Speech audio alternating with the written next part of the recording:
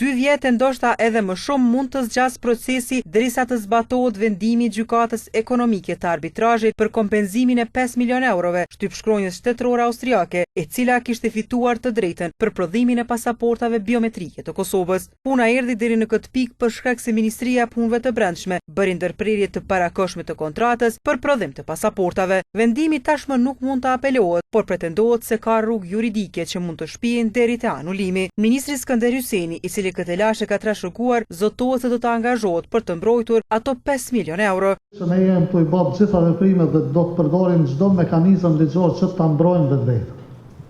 Për asa është e mundshme.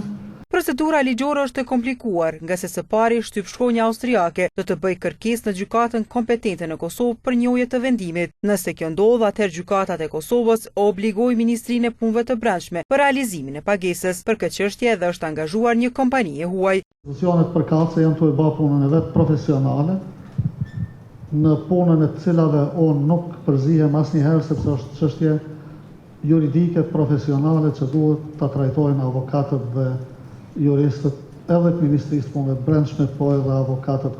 Kompania e cila është angazhuar që ta mbrojë Ministrinë e Punëve të Brendshme në këtë rast. Ardian Çollaku, analist politik, thotë se kjo nuk është hera e parë që Kosova po dënohet nga pakujdesia e institucioneve përgjegjëse. Ai paralajmëron edhe raste të reja, nga se kjo nuk po merret seriozisht nga institucionet vendore. Ka ndodhur zbulimi i këtij korrupsioni, jo deri në 1.4 milion euro, pra institucionet kanë qenë totalisht papërgjeshme, mirë po edhe në këtë rast kur çështja ka shkuar në arbitrazh nuk e kanë marrë seriozisht.